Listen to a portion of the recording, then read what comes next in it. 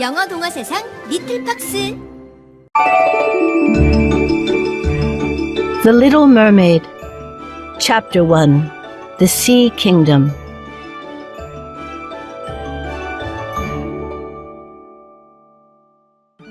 At the bottom of the wide ocean is a world called the Sea Kingdom. This kingdom lies at the deepest part of the ocean.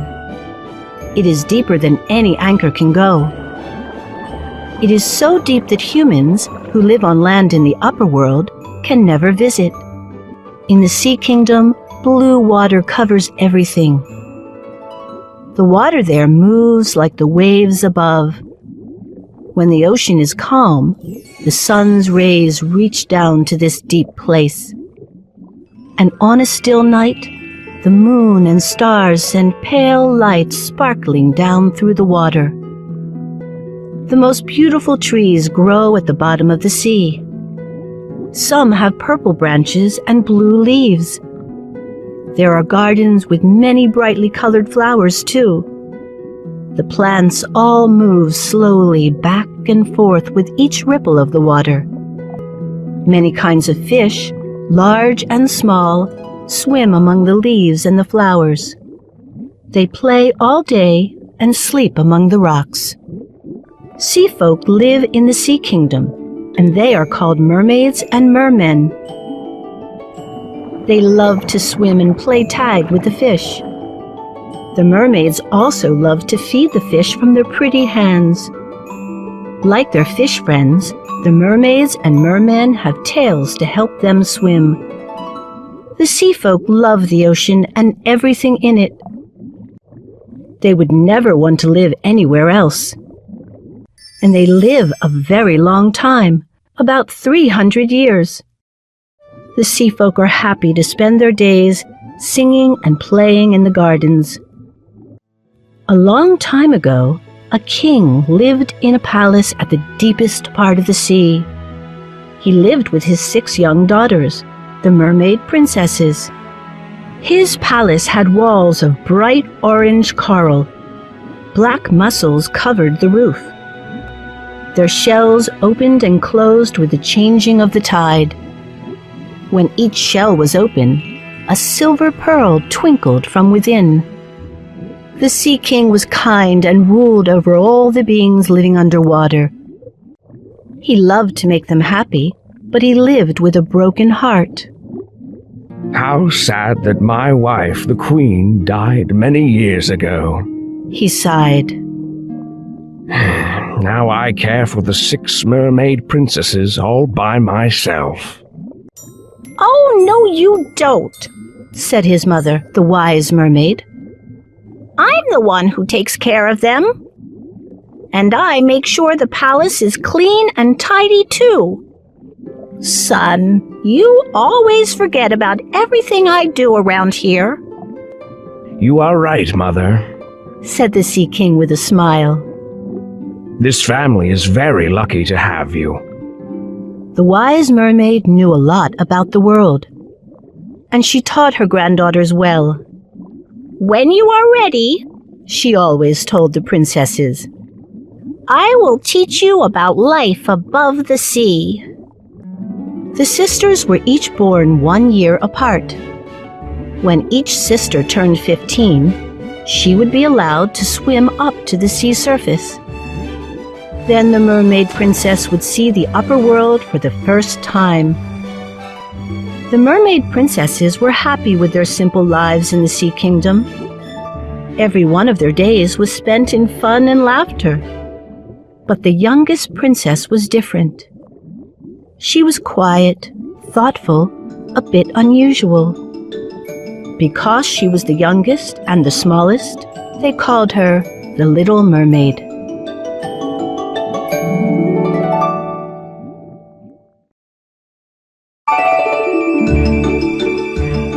The Little Mermaid. Chapter 2. The Youngest Sea Princess.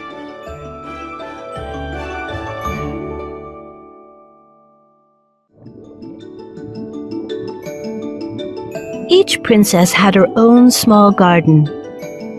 One princess made her flower bed in the shape of a whale.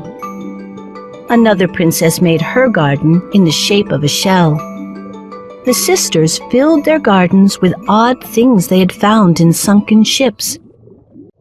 But the Little Mermaid's garden was simple. It had only red flowers and a statue of a human boy. The statue had been her mother's, and the Little Mermaid loved it. While her sisters played in their gardens, the Little Mermaid sat quietly in hers. Looking at the boy, she wondered about humans and the world above. What is it like in the upper world? She asked her grandmother one day. "Oh, little one, there is so much to see," said the wise mermaid. "There are thick forests of trees that turn colors when the air turns cold. Soon after, their leaves fall to the ground. Then the snow comes." Snow? said the Little Mermaid. What's that?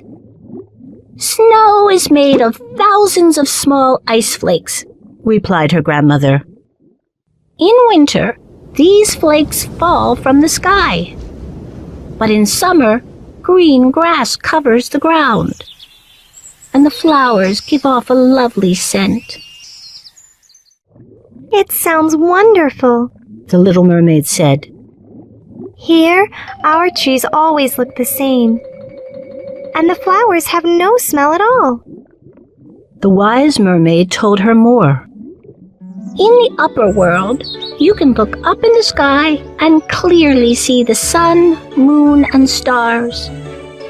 And birds fly from tree to tree singing lovely songs." Tell me about the animals, Grandmother. The Little Mermaid begged. "Some fly, as I said, but many have 4 legs and walk on the ground. Humans walk on 2 legs, and they are very good at building things.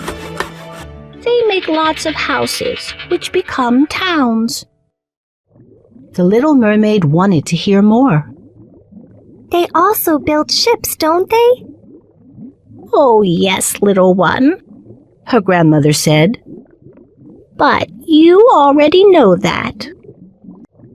I know, but I love to hear about humans. They come so close to us, sailing above, but their world seems so far away. "Yes, humans are very different from us," said her grandmother. "They don't live as long as sea folk. We live for 300 years, but humans have souls." What is a soul?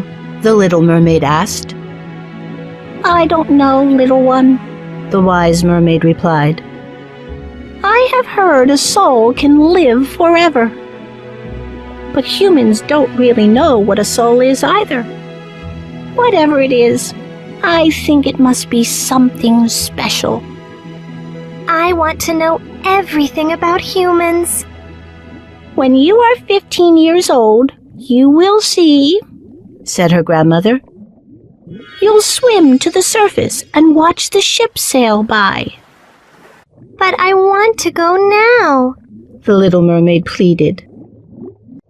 "Be patient. Your turn will come in 5 years," said her grandmother, smiling. "But you will find, dear, that our home down here is better than any place else." The years passed, and the Little Mermaid's sisters went to the upper world. But she had to wait. So, on clear nights, she looked up at the moon and stars. Whenever a shadow swept across them, she knew it was a ship passing overhead. Eagerly, the Little Mermaid stretched her white arms up toward the bottom of the ship. Someday, she would touch the world above.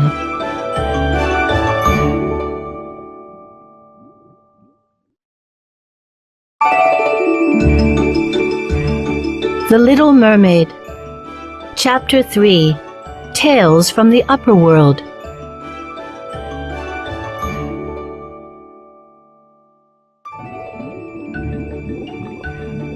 As each mermaid princess reached her 15th birthday, she was allowed to swim to the upper world.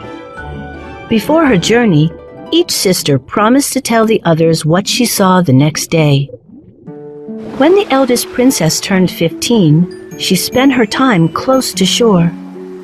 I lay on a sandbar in the moonlight and gazed at a distant town. She told her sisters. The house's lights twinkled like stars. Bells rang from a large house with a tall tower. The next year, the second sister came up to the surface at sunset. The sky and the water glowed golden red. She said, I saw fluffy purple clouds high overhead. A flock of white swans flew just above the water toward the setting sun. The following year, the third sister went deeper into the upper world.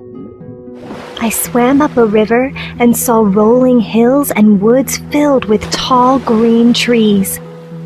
I heard birds sing happy songs to their chicks. In a small cove, humans were swimming, even without tails. Frightened of the humans, the third sister fled back to the open sea.